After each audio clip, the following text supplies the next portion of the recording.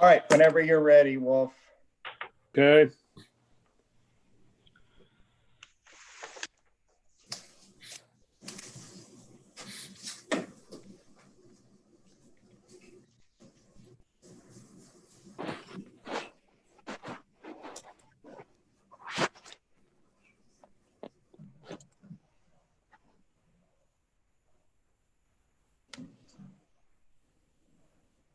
Can you see that? I can. I can. Okay, so good morning, everyone. Welcome to our January 15th, 2021 meeting. This morning, Julie Rinaldi is going to give us the invocation, and Calvin Gebhardt will lead our pledge. Good morning, everybody. Since we are going to be celebrating Martin Luther King's birthday on Monday, I thought I would read some of my favorite quotes from him, and then at the end we'll say, Amen. Darkness cannot drive out darkness. Only light can do that. Hate cannot drive out hate. Only love can do that. No one is free until we are all free. I have decided, I have decided to stick with love. Hate is too great a burden to bear. Our lives begin to end the day we become silent about things that matter. As Rotarians, let's be loving uniters. Amen. Amen. If you would join with me in the Pledge of Allegiance. I pledge allegiance To the flag of the United States of America and to and to the republic for which it stands, one one nation, nation, under God, God, indivisible, with liberty and justice for all. for all. Thank you. Thank you.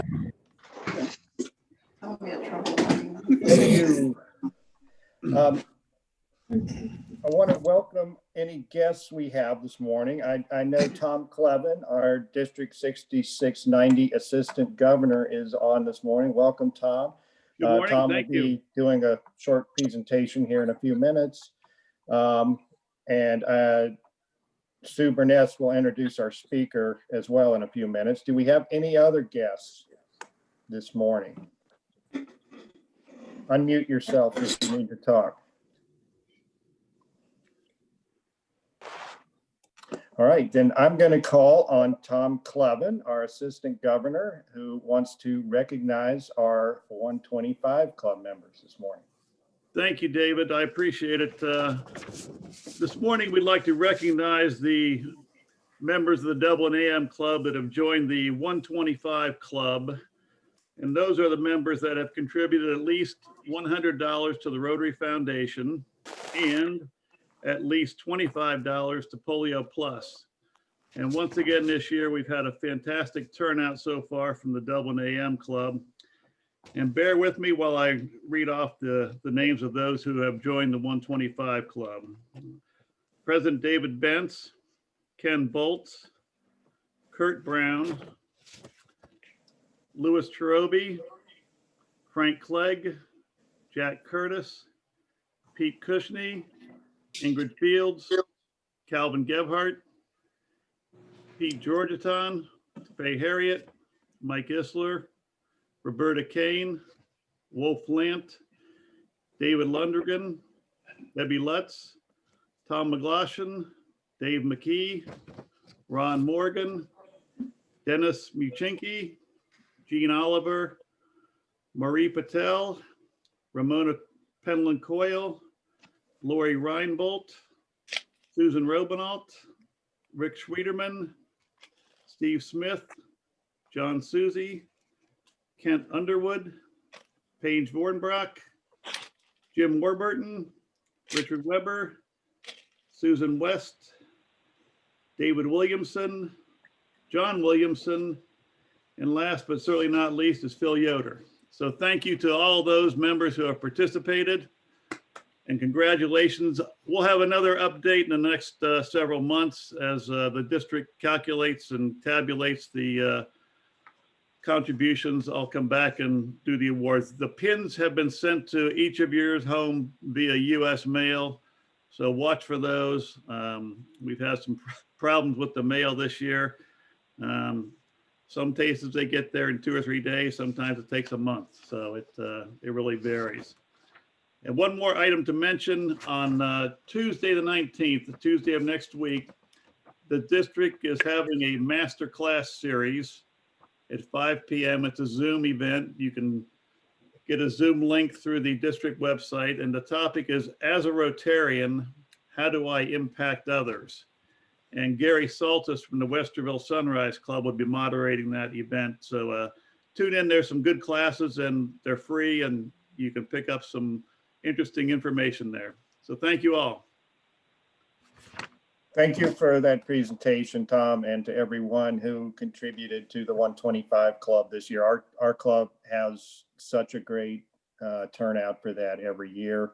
And again, I want to thank Susan West and Susan Robinoff for pulling together that fundraiser with our whiskey and vodka drive. Good job on that as well to get us to this point. Any other announcements this morning? Make sure you unmute yourself. Pete Fulbrigge, you want to talk about polar bear? Sure. Good morning. The polar bear is on for February 6th. Andy Keeler's been nice enough to be the name sponsor. We also have Calvin Gephardt as a sponsor, and there's still time for more if your business wants to be on the t-shirt. So far, we're up to about 40 golfers, and we're hoping for 80. So if you could all put together a foursome with your friends, please sign up. There won't be a lunch this year. We will be handing out individual breakfast items.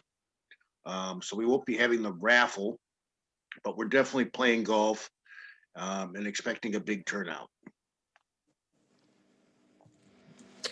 And Hey, Pete, do you just add into that, Pete, you are raffling off golf clubs though. We're raffling off the same golf clubs and also a hand cart. Yeah. So you can still buy it, and those are $20 tickets. Correct. And I think Sunny Street and Osh are sponsoring the breakfast. Correct.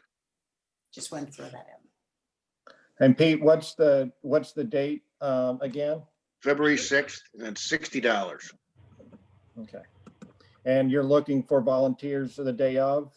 Sure, because we need people to sell raffle tickets. Okay. So anybody that can help with that as a golfer or as a volunteer, please mark February 6th on your calendar. Other announcements this morning?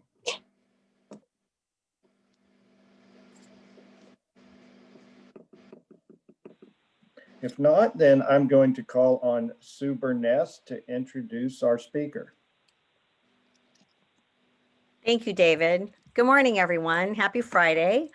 It is my pleasure today to introduce our speaker, Doug McCollough. Doug has been the CIO of the City of Dublin for the past 5 years. He has embraced a rich community of innovation that is Central Ohio. And through collaborations and partnerships, he has worked to connect people to opportunities, remove barriers, and promote change in initiatives ranging from smart and connected cities, IT workforce development, expanded broadband access, connected and autonomous vehicles, and blockchain and government. He has spoken as a subject matter expert and advocate on technical subjects, diversity and inclusion, and using technology for community development. And a couple of years ago, I think it was 2018, Doug can correct me on that, he was a TEDx speaker here in Columbus. Prior to joining the Dublin team, Doug held positions within the state of Ohio Departments of Public Safety, Commerce, Industrial Commission, and Medicaid. He served as a Director of Information Technology for the City of Richmond, Virginia, and as a project manager at Nationwide Insurance and Alcatel-Lucent. He is on the boards of Perscalis Columbus, Tech Corps, Black Tech Columbus, and Jewish Family Services of Columbus. He earned a bachelor's degree from the University of Toledo in Information Systems and Operation Management and a Master of Business Administration from the University of Notre Dame. He is a 2019 Top Doers, Dreamers, and Drivers honoree and a 2018 Ohio Public Sector CIO Academy Municipality CIO of the Year. It's my pleasure to introduce my colleague and friend, Doug McCollough. Good morning, everybody. It's a real pleasure to be here with you. I appreciate the time. And more importantly, Susan, than the TEDx that I did in Columbus, I did TEDx Innovation Drive in Dublin. So that's a very important TEDx right there. I'm going to pull my slides up while I'm chatting with you right now. And give me just one moment.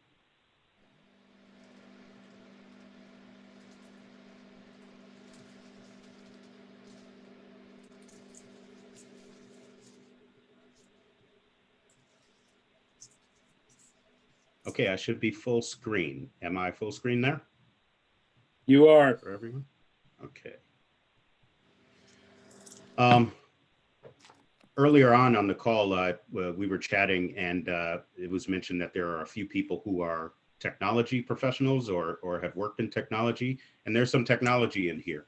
But I want to let you know that this is really a story about strategy and about using technology for the benefit of the community. So, and part of the story is that we do get often lost in technology, and it's very important for us to get our minds wrapped around what exactly are we doing. I was asked to talk about Connected Dublin kind of generally and some of our technology initiatives here.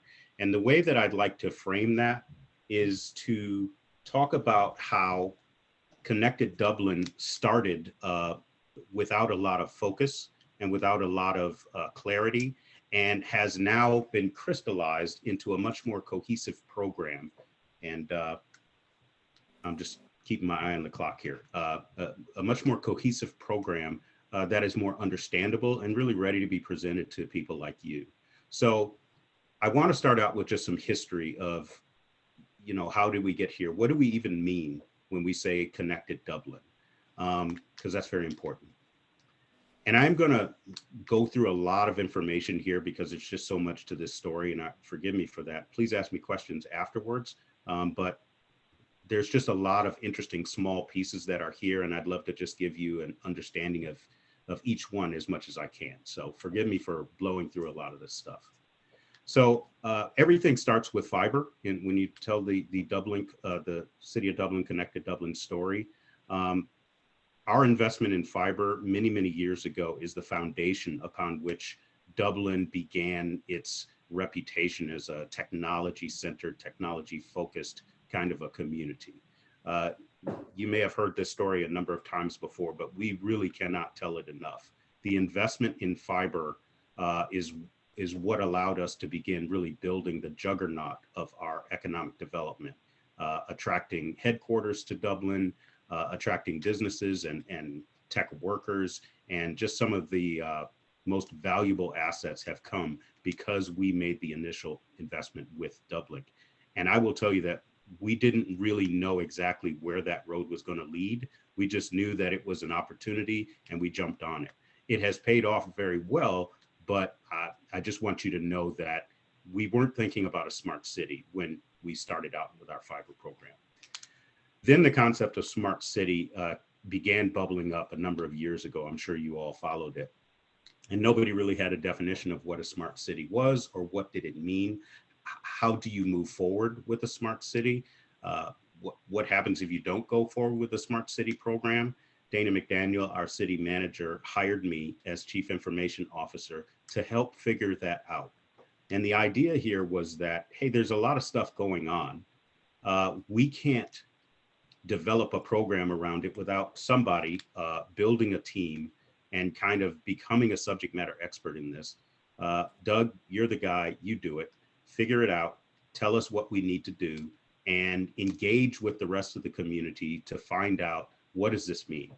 Around the same time as the city of Columbus was winning the Smart City Challenge and the buzzwords of Smart City were really getting out there, smart mobility was also buzzing up. It's a smaller subset of things, and it really has to do with the movement of people and goods and traffic and intelligent transportation and things like that.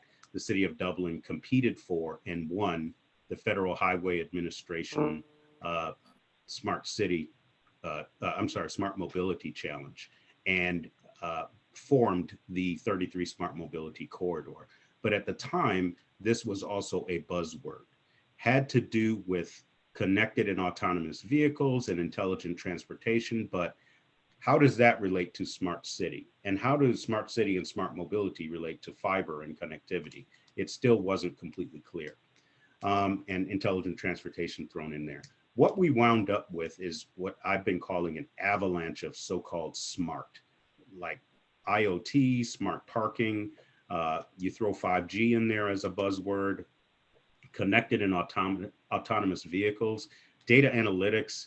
You had just numerous things that were just rising to the top, and nobody knew just how much of what we were supposed to be doing in there.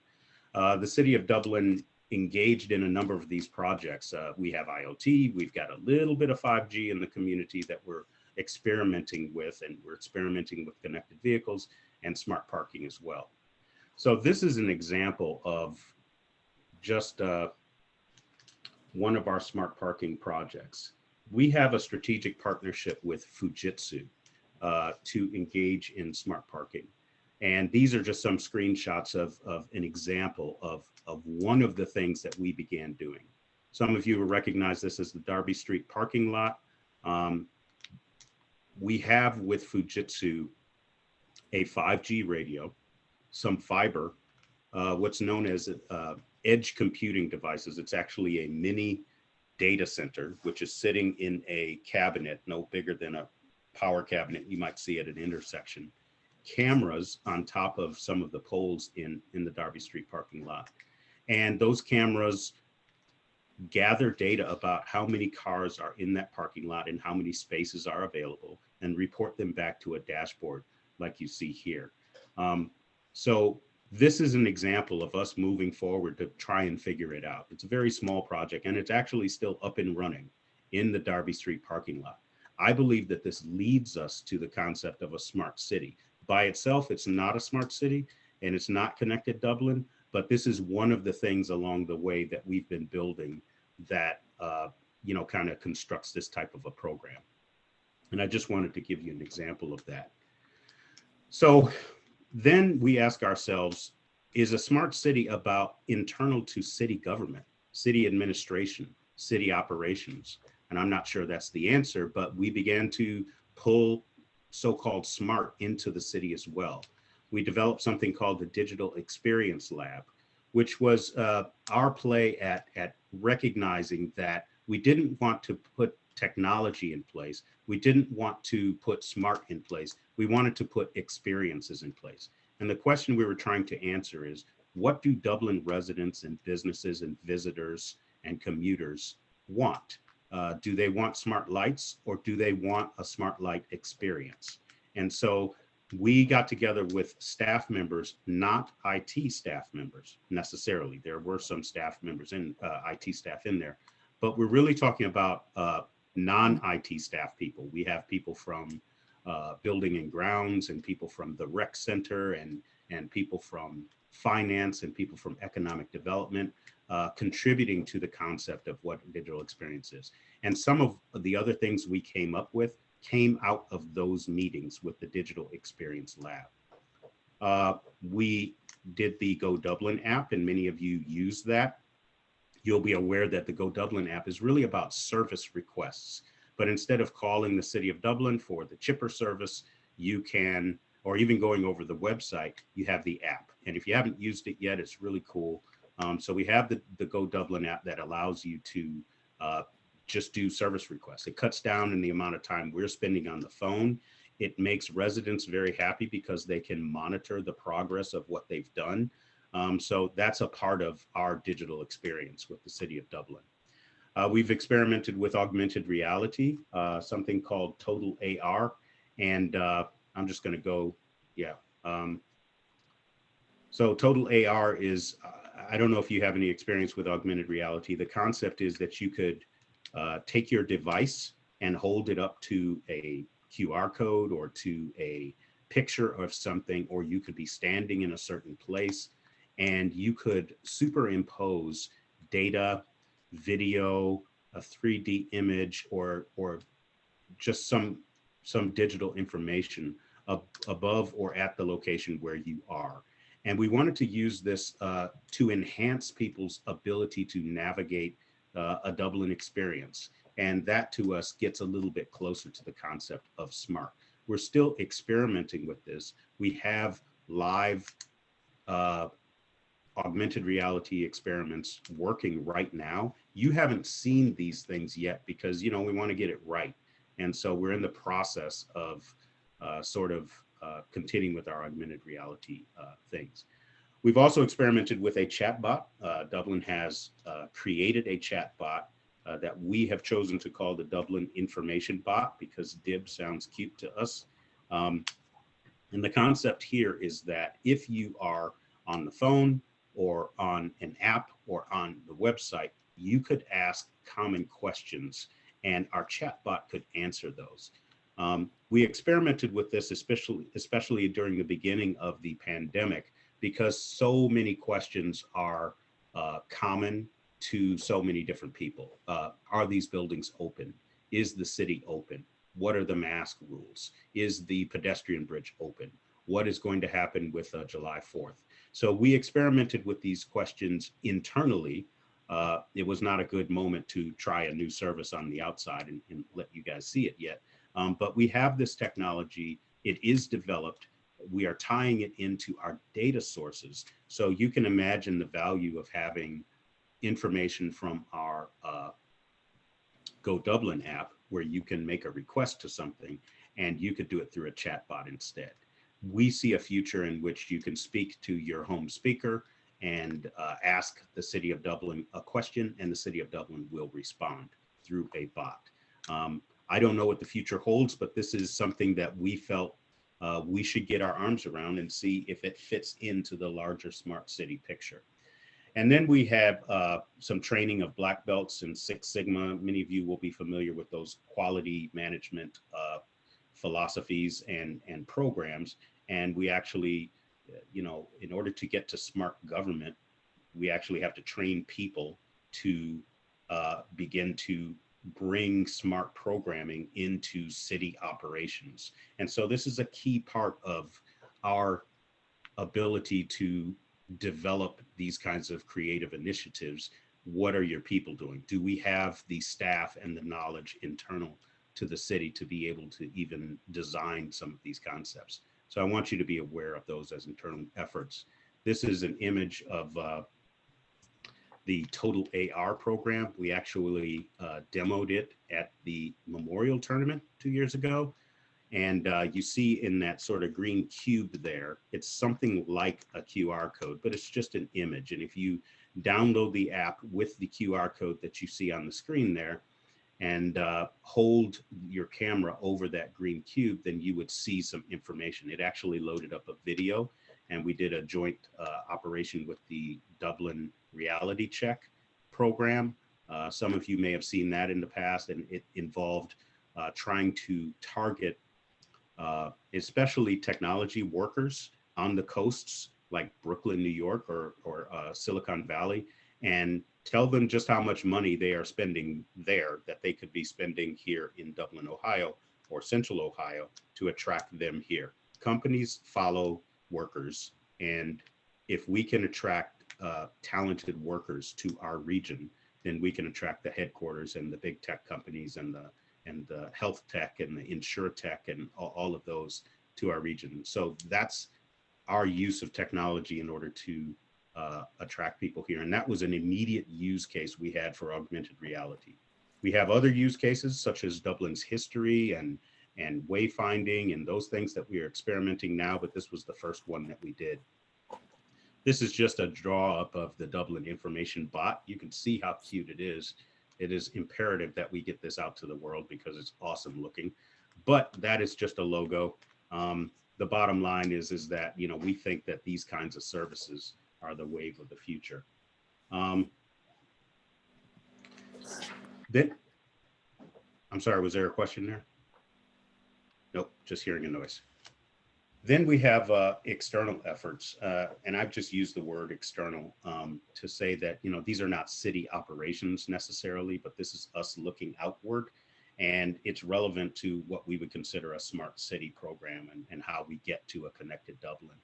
Starting with the Dublin 100 gig project, this is an economic development play, and this is an extension and expansion on the Dublin fiber program. The original Dublin fiber program was intended to connect to large enterprises to attract them to come and locate in Dublin or retain them once they are here. And so we have fiber going to Cardinal Health and to Wendy's and to Ohio Health and places like that. That was how economic development was done 10 years ago, because we were really based on payroll taxes for our revenue. The 100 gig project approaches enterprises that are much smaller than that. So over in our industrial parks, we have companies that have multi-tenant buildings, or who sit in multi-tenant buildings, and they don't benefit from these big fiber programs. The 100 gig project takes an edge device and it places it inside these buildings. And we have a core network device that is sitting in the Metro data center. And it allows us to deliver transport internet speeds of up to 100 gigabits per second that a company in one of those, could be a law firm, it could be a dentist office, it could be any of those things, can benefit from. And we are using that to continue to attract people in our region to Dublin as the premier place of a location there. You've all heard a lot about, and probably have done some in the talking about, residential broadband. We've been talking about it for a while. The demand from residents is, hey, I love hearing about your Dublin program. When do we get to use some of that? Why are we not able to use some of that? We really didn't have a residential broadband program, and we've been tasked with trying to figure that out for a while now. I will let you know today that there is an experiment, a pilot program that we have initiated through a company called Elysian Fiber. This is a new company that was founded out of Dublin founders, actually, knowing that the City of Dublin has fiber that we're willing to utilize in the pursuit of residential broadband, but we didn't have that last mile kind of program. Some founders in Dublin formed Elysian Fiber, and they found a technology from a company called Traxel that adheres fiber to surfaces instead of installing it through digging and construction. And so with that, we actually have a live pilot that is happening right now, in which we have placed some fiber on the ground and we're testing it. And we would like to see if the expense of reaching from the locations of Dublin fiber in the city to residents is financially viable. I don't know what we'll do with that once we learn it, but we need that information. And so this is a live project in order to prove that. It is not the only way that we're answering the question about residential broadband, but it's something that we're doing right now. We've been active with the Intelligent Community Forum, and this also leads us to more of our smart city thinking. And the City of Dublin has at least 6 times won a Smart 21 or a Top 7 award or honor from the Intelligent Community Forum. So the City of Dublin is considered a thought leader when it comes to the intelligent community concept, so much so that we formed an ICF Institute to engage with other communities, mostly in Ohio, to try to form an intelligent state. The concept being that if we, smart city works pretty good in your city, but it works even better when you're connected to other cities that share and begin to coordinate. And so that has led to a significant amount of information with us that has made us subject matter experts even greater than some other places. And the ICF Institute was a key part of putting us in that position. A couple of years ago, I formed the Dublin blockchain group because I was interested in the technology. I don't know where blockchain is going, but I don't want to get there second. I want to make sure that we know what blockchain is capable of and what are its use cases, and do we have technical subject matter experts? And so we formed the Dublin Blockchain Group as a very informal, kind of network for people to come in and to discuss what their blockchain projects are. What it did for me is it allowed me to meet everybody in the Columbus area who's working on a blockchain project. That operation led to us experimenting with the Dublin Digital Identity Project, which is a project of the City of Dublin to experiment with the concept of a digital identity that you could use on your phone. This would manifest as a QR code. You get the app, you have the QR code, you can identify yourself and engage in services with the city. So this is a very interesting project, and it's way out there. It's not what other cities are doing, and it was not related to a Connected Dublin at the time. It was just, again, along that line of grabbing technologies, experimenting with them, learning, and sort of figuring out a way to put them all together. We also have some unmanned aerial vehicles. You may or may not know the City of Dublin actually has 2 drones. Both of them are with our police department, and both of them are engaged in kind of public safety interests, traffic management, some surveillance, and our police have that program there. It's very small, and we're figuring it out before we go big. But just want you to know that the City of Dublin is innovating where that's concerned. Many of you will have heard of a program called Forever Dublin. This started out as us trying to figure out how we could use IoT and technology and services for an aging in place kind of a program. And the way we did that is we purchased a number of Alexa devices, and we gave them to a number of elderly people who are attempting to age in place. And you may or may not know that some of these devices can do a lot as far as helping people make contact with loved ones without having to remember phone numbers, reminders for medications, reminders for appointments, assistance in getting transportation, and things like loneliness. And you'd be surprised at how much the book reading can really just make people feel good to hear a voice in the background. That matured and became the Forever Dublin program. And this represents the just absolute best case scenario for us, that we would experiment with someone from the outside, engage in some technology, and it blossom into a program that someone else continues to maintain, and it helps Dublin citizens continue to enjoy their experience in the City of Dublin. This gets us closer to what we want to achieve with a Connected Dublin, and really lights the way for us. You may have heard of the 33 Smart Mobility Corridor and the concept of connected roads. This corridor is a kind of a joint venture between the 33 Innovation Council of Governments, which is the City of Dublin, Union County, and the City of Marysville. And, what that represents really, it's connected in autonomous vehicles research and dedicated short-range communications technology that sits on poles and sits in cars and runs over fiber, which we have run up 33. That's all well and good, but the point to that is that we are connecting different communities to the benefit of the people who live in them. And as you guys all know, you can live in Dublin, but if Union County is not, able to share in some of the experience, then your experience in Dublin is not that great.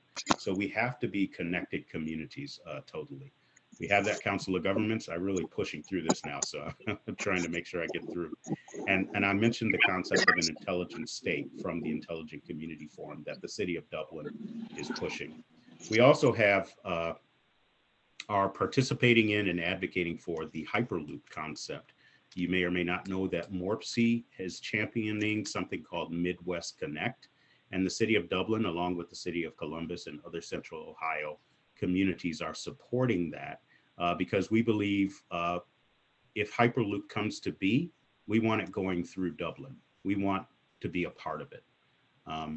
So that's the concept of us really embracing the connected concept, more so than the technology. We're beyond the technology.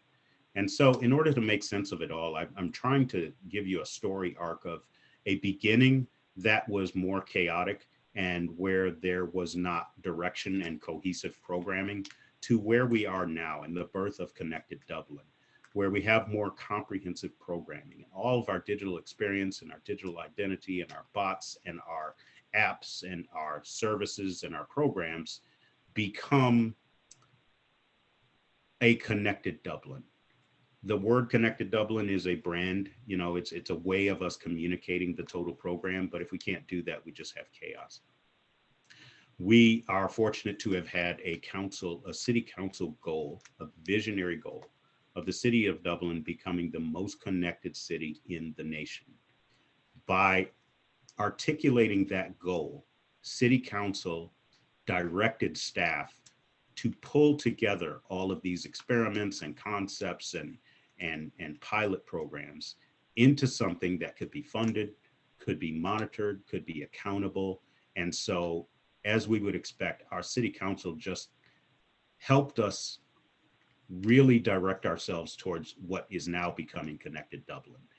And without that visionary goal, I think we'd still be flapping around from buzzword to buzzword and those kinds of things.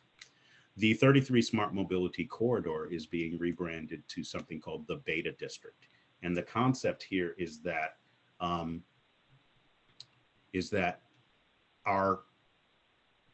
we want to attract companies that take technical products to beta.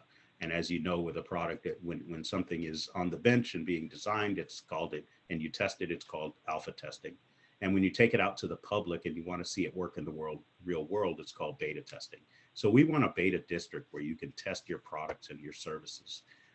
And so Connected Dublin and the beta district are one of a piece, and Connected Dublin and Connected Marysville are part of the beta district. And so what we have now is a much more comprehensive and understandable program in a Connected Dublin, none of which I've described to you today, but I wanted to give you the background of Connected Dublin so that when you hear Connected Dublin, that is the arc of the story for how it was formed. So we now want to just sort of dream about our connected future. What does it mean to be Connected Dublin? And what it means is that we're heading for a time in which we will have residential broadband. We will have fiber to the home. And Dublin, in a few years, is the most connected city in the nation. And hopefully I've impressed upon you that that does not just mean we've got great internet service, but it means that we are aging in place, that all of our students are straight A students because we've got internet and we've got connections between people and communities and neighborhoods and those kinds of things. That's what it means to be the most connected city in the nation, in addition to great broadband. In our connected future, we have the beta district, and we have companies from all around the country and all around the world. It starts with a Fujitsu and Denso and Honda and many technology and automotive companies, and it ends with even more companies that we haven't even thought of yet. They bring jobs, they improve our economy. In our connected future, we have smart mobility, connected vehicles, and smart parking. Your vehicle is going to be able to tell you where the parking spaces are, what is the best route around Dublin, where the construction is, all sorts of Dublin-specific information.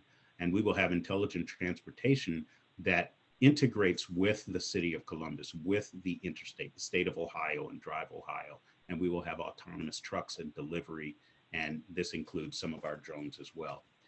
In our connected future, we have connected residents and smart operations in our local government. So we have a Forever Dublin program, the Go Dublin app. We have augmented reality and mixed reality. We have kiosks that will, as you are walking around or biking around Dublin, will direct you to interesting things and information you need to know. We'll have the Dublin information bot where you can ask questions and get responses immediately without additional people being necessary. We will have digital identities, and we will have government that works with blockchain. So, and we will have the 100 gigabit project, 5G, at least in business. I don't know where that's going entirely, and the ability to have entertainment districts that are connected as well. Truly burned through a whole bunch of information there, and I'd like to pause there for questions and discussion. And in order to do that, I am going to stop sharing and take reactions from you. Doug, I have a question. you're doing a lot. I mean, and Dublin's not like a huge city or anything. So I'm curious, what is the size of your technology team that you're working with to accomplish all these things? Yeah, you're looking at it. But this is one of the reasons why I wanted to say that you can't do this with an IT team. Like, you can cover the technology and you can build subject matter expertise, but the team is the City of Dublin staff. So economic development, communications and public information, the Dublin Police Department, you know, when we're talking about the drones and everything, that's the police. I sit at a table with police and we talk about the drone program. So we can do a huge amount without having really a smart city staff or program. It was only when City Council said, I want you to make this a real program, that now we are in a position to fund whatever we need in order to do that. And I'm not just saying that because there's a City Council member on the phone here, but it was never part of the strategy to build a 10-person team to do this. The strategy is to become the beta district so that we could attract Fujitsu's and their staff to come and work on the smart parking lot. That's just much more value to us. And the experiment has been working. Wow. Doug, Okay. another question by Ingrid actually was, how can we get involved in the blockchain group? It would be good if you maybe send me an email that you'd love to come to the next blockchain meeting. There has not been one in a year. COVID just sort of threw us all off, I think, of live meetings, and I didn't do a remote one, but I would like to pick it up in February, and I will be glad to invite you to that. I will also say that our Dublin digital identity is but will soon engage residents, and we want you to be holding that QR code, and I want you to go to a city building and scan it and say, I was here, you know, because we talked about it being a way for you to check in to a city council meeting or to a public meeting or something like that. So communicating directly with me, and I would ask you to go to Sue Burness on how to contact me and those kinds of things. I won't say it right now, but I have a different email address. So she can direct you to me, and I will be glad to invite you to it or speak to you individually about any one of these things that you have an interest in. Hey, Doug, for the ignorant among us, including me, what is a blockchain? So blockchain is, my definition of it is a kind of an information infrastructure, which instead of using a database in which you would put a line of information in a relational database, which you may be familiar with, you put that piece of information into a block, and it's considered a more reliable source of information because it is illegitimate unless it describes the block that came before it accurately and the block that comes after it accurately. So if you try to spoof a block or something like that, it is its form of legitimacy in that it essentially describes itself. I know that doesn't help for a description. You're blowing my mind, Doug. What winds up happening is that when you put information such as transactions or identity on a blockchain, it is extraordinarily difficult to deconstruct and spoof and make less secure. And so that's how Bitcoin kind of works in that transactions and who owns what is there. We're going to use it as an attestation. I know we've got tech people and lawyers on the phone here, so that if the city attests that you are David, then at least one person, the city, acknowledges that. And then you could go around the city and the city says, I'm David. You can do that at the Irish Festival. You could do that at the Rec Center. You could do that over at Wendy's, maybe, if they were to participate. So too much for one small conversation, but come to the next blockchain group meeting and immerse yourself in it if you like.